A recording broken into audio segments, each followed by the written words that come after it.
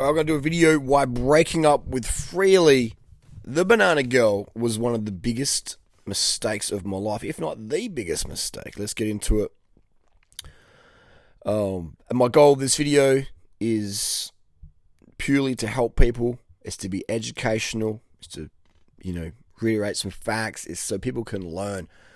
When I decided to break up with Freelee back in July 2016, there was nobody in my corner that could give me the level of advice I really needed. I had no idea what the fuck I was doing. I made stupid mistakes. So hopefully someone can learn from this video. If one person can benefit from this video, it's all worth it. There's not going to be any jump cuts. All right, it's just going to be straight up, boom, talking truth. So I remember in October 2015, Freelee broke up with me, and then I went back to Australia, and we got back together. But during that time apart, then I got with a few other women, and that sparked up a whole lot of drama. All right, one of the girl's boyfriends, her name was Hannah, who was a friend of mine for about a year. I could tell she was super keen, and then I said, okay, let's do it. And then her boyfriend found out, and his name was Michael, and he made like a 5-part documentary series about me, and then it was just a whole shit show. But because he found out that she lied to him, Hannah lied to Michael, and he didn't take it too well. He thought the hickey on her neck was a rash from a work uniform. Like that. This is how naive this dude is. All right, those Kiwi chicks, man, they know what they're doing. And anyway, so this video's gonna be drama in there. It's gonna be the banter, but end of the day, all right, let's try and keep the banter low. Let's get the factual stuff. So you know me, Aussie shit. So, and then we go back together. I was like, no, I don't want to break up. I want to be back together. And then eventually in July 2016, I guess, maybe just doing the festival, mostly by myself and just, working 14, 16 hours a day. And my fuse was probably a bit too short. And then I was just like, I'm done. I'm like, we should break up. She's like, really? I said, yeah. She's like, okay then.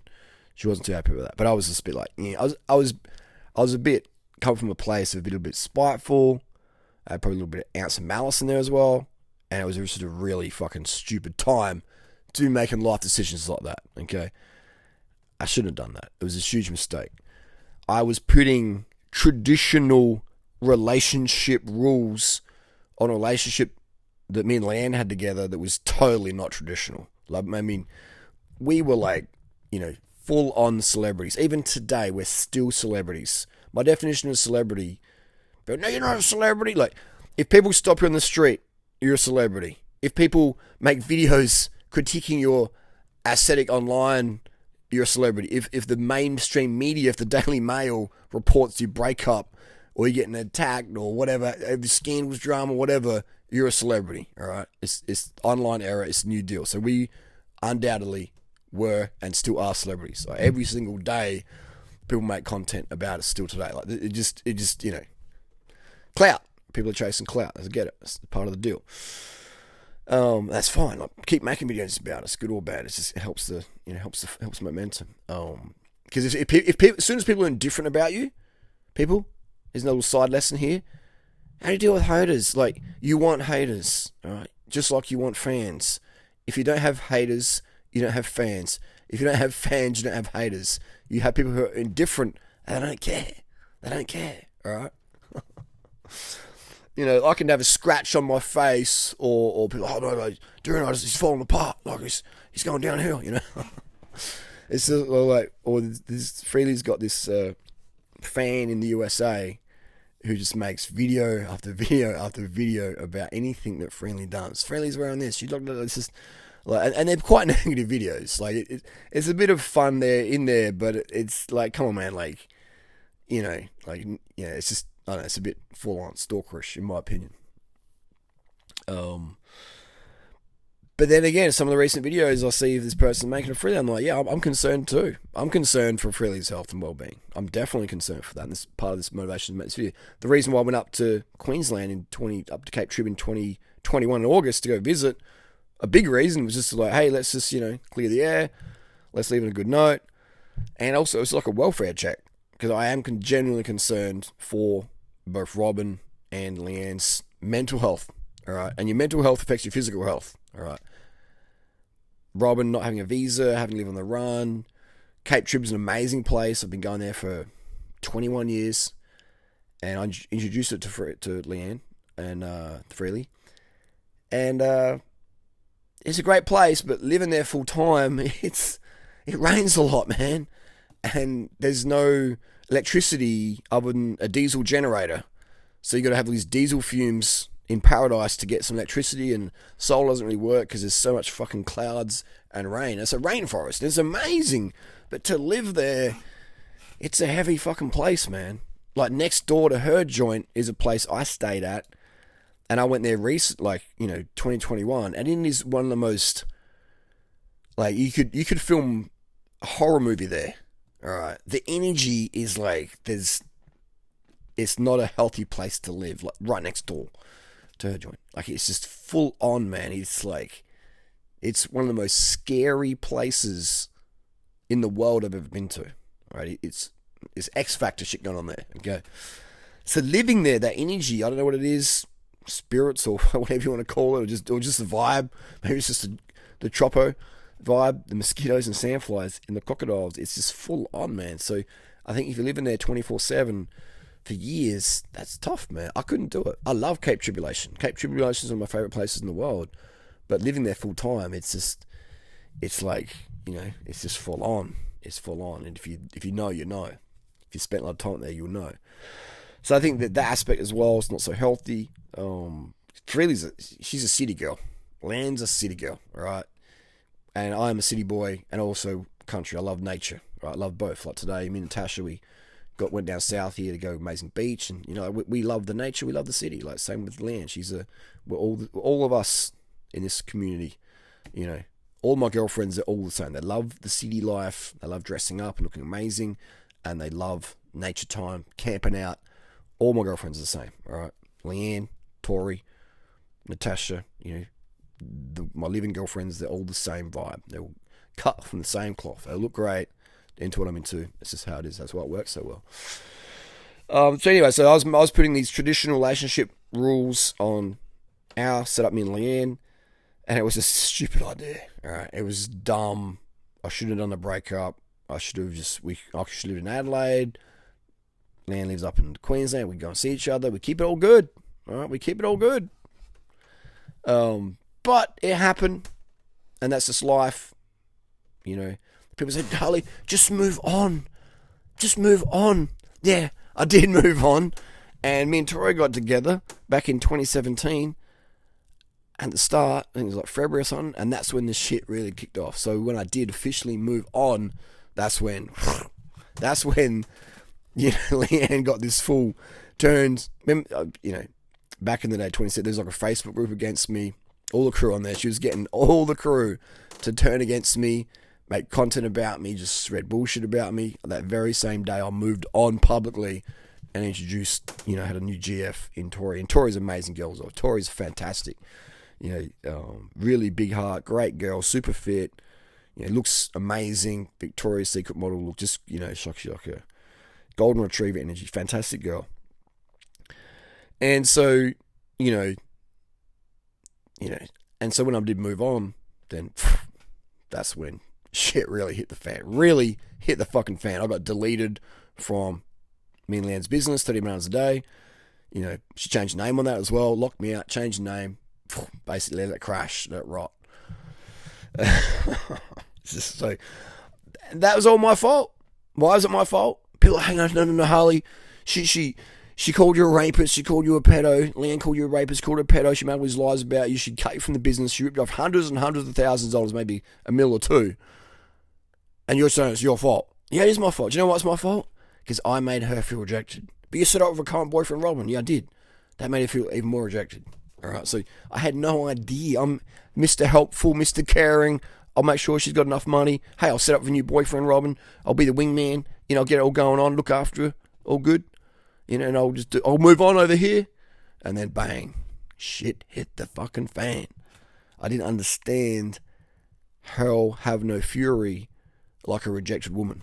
Guys, never, ever, ever break up with a woman. Let her self-esteem be preserved and let her do that to you. If you do that to her, ooh, damn. I mean, if you were making her come over if you were really doing or making her feel certain things you'd never ever felt with anyone else before, and then you like say, see you later. He's your new boyfriend. I'm done.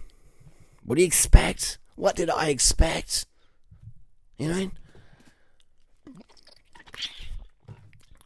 Leanne grew up, I should call it Freelee because she's supposed to be called Freelee. She wanted to raise that part of her life, so she changed name and stuff. So we'll call her Freelee, but that's her upbringing. So her family. I won't get into that, but that's just how she was raised. It's like tough, like just it's fight, it's war, it's on. I wasn't raised like that. I was raised totally different. So I didn't really understand. Now I understand. Back then, I didn't know how to handle a woman like Freelee. Okay, had no real idea. She chose me because I was the nice guy, a bit of a beater dude, friendly. Wasn't a fuck boy back then, and I was just like, help her the goals. She said one day, we'll be the next Doug and Roz, and I'm like, no, we'll be beyond that because we're different, we're more carved up, and but we're definitely inspired by Doug and Roz back in the day, not undoubtedly, and you know that.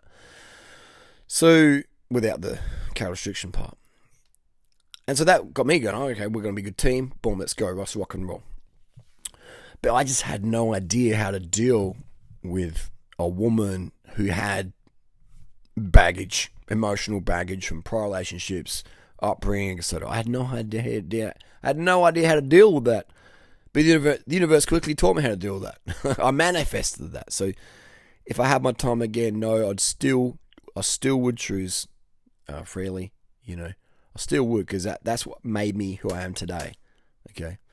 And I look back in 2016 and I'm thinking, I feel like I'm the dad and Durianrider 3.9 when I was 39. I feel like that's my son. I feel like I've aged so much in good ways. I mean, a little bit in bad ways. But since then, I feel so much more emotionally mature. I wish I could go back and say, Harley, don't do this. Don't do this. Do this, but don't do that. I had no one in my court who really could understand what was going on. And, we were a super, super power couple. We inspired so many people. I knew that I had to get Leanne online, Freelee online, and I would make sure she wears certain outfits. Even when we walk down Rundle Mall here in Adelaide, I would say, like, unzip your jacket, let people see your stomach. Your people know you. And she'd be like, no, don't tell me what to do. And so I was just like, so controlling to get her career, into the stratosphere. And it did. And I did that. We did that. And, but at the same time, she didn't like someone telling what to do because that's what, it was in the past. And so it would trigger things going on, even though I'm caring about her. But then she also knew that as well. So, which came down to the rejection part later on, which really hit the fan then. So yeah, I'd tell her to, upload a video or to film it. She'd try and delete it. She'd be scratching me, hitting me. We'd be fighting over this. I was going to upload it when she's asleep or whatever. And then she'd be screaming, trying to log into my account, delete the video. And it was just, she'd delete some of her videos because it's just dealing with all that, body dysmorphia or self-esteem. And all women have it. All women have it. Some just have it a lot more than others. If they all have it. Okay. And most guys have it too as well. So it's a spectrum. It's a spectrum. And that's why social media is so good, but also can be so toxic, especially now with all the filters and you got 13-year-old kids using filters to like smooth out some wrinkles and stuff. It's like, all right, it's full on, man. It's creating such compare despair. It's insane, It's insane. It's like, yeah. Anyway, so that's the deal there. Where we're going with this one, I'm not sure where we're going, but I just want to make the video Put it out there. What you can't talk about owns you, right? If you can't talk about stuff publicly, that's fucking owns you, man. You know what I mean? It owns you. That was a huge part of my life, still is today. If I can't talk about it openly, then that owns me, all right? So I always like to hear people's opinions, like to educate people more importantly, get people on track, and that's the deal. So guys out there, never ever make your girl feel rejected, all right? Like, if you treat a woman how she treats you, then expect fake rape claims, expect fake whatever claims, just expect the worst, man. You cannot talk to a woman like she talks to you, okay? If you do, man, you're gonna be in some serious fucking shit, all right? That's just how it is, okay? All right? If you're vulnerable to your woman, if you share your feelings, she will weaponize them at a later date. She just will. If she ever pissed off with you, or feels rejected with you, she will get those vulnerabilities that you open up about. She'll twist them a little bit, and then boom, back in your face, buddy. That's just what women do, all right? All women do that. Well, I never did that. Yeah, because no guy ever made you feel that full on good, all right? And then you felt rejected, all right? You never got that polarity going on there. That's why you were the nice girl, because you didn't have that feeling, okay? When you make a girl feel a certain way, like her best ever, and then you pull that away, and she feels your spite or malice, then boom, that's really it's gonna hit you in the chops.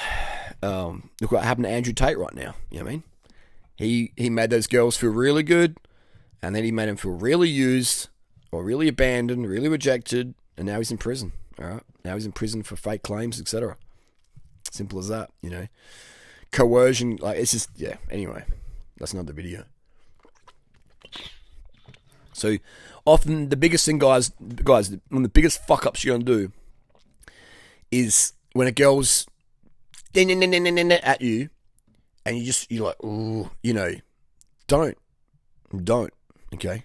Bite your tongue, be stoic, control yourself, let her storm, hear her out, don't engage in that frame, stay in your frame, smooth that out, okay? Don't be beta, don't be aggressive, be masculine, and just get it fucking done. All right, this is how it is. Now, often guys, masculine, they think, I'll be masculine, and they'll be screaming and engage with her and teach her that if she wants that level of attention, then she just starts shit up and she gets it. Bad idea, guys. So, yeah, just avoiding that. You know, you can tell her things like, I love you, but I won't tolerate that sort of behavior. You know, you're going to have to go if you're going to be like that. I'll miss you, but I just can't deal with that, okay? I love you a lot, but if you're going to be like that, it ain't going to work. That's one of the most powerful things you can say, guys. You don't really fully own a girl until you've told her that. And then she feels that, okay? She feels that you love, but she also feels that you respect yourself enough not to deal with her bullshit, and she's got to keep that in check, or she's going to be replaced, all right? Women cannot get horny for guys unless they know there's replacements lined up. They just can't. They absolutely cannot, okay? Women are not attracted to men who don't have women lined up, who don't have options, okay? Women need a certain level of competition anxiety. It's all in their DNA. It's all hardwired. It's not some MGTOW bullshit or whatever. It's just how it is, okay? It's just how it is. All women are like that. So be the guy that can control your state, control the frame, control the direction. If you let her make the rules, she'll have a massive level of contempt for you.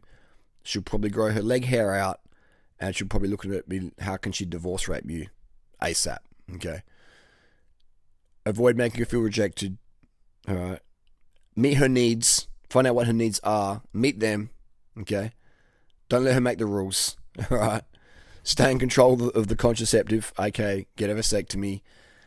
Otherwise, you're just going to have a lot harder life than you have to. Right? Women in our lives, you know, I love women. I'm a straight dude, and if you're not straight, that's fine. You know, I am straight, dead straight. And so I love learning about women, just like I love learning about bicycles or shoes or things I really am passionate in learning about, you know, animals, etc.